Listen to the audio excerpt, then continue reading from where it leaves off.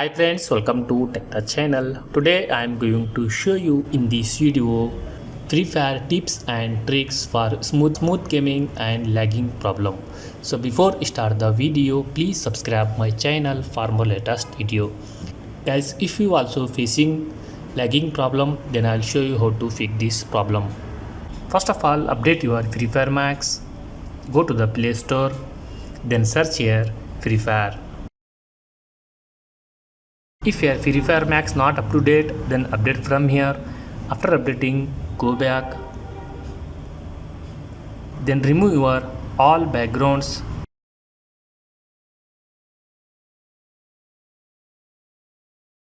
Then open your Free Fire Max. Then press on setting icon. Select here display.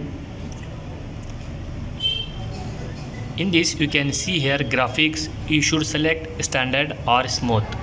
If you select max, see here.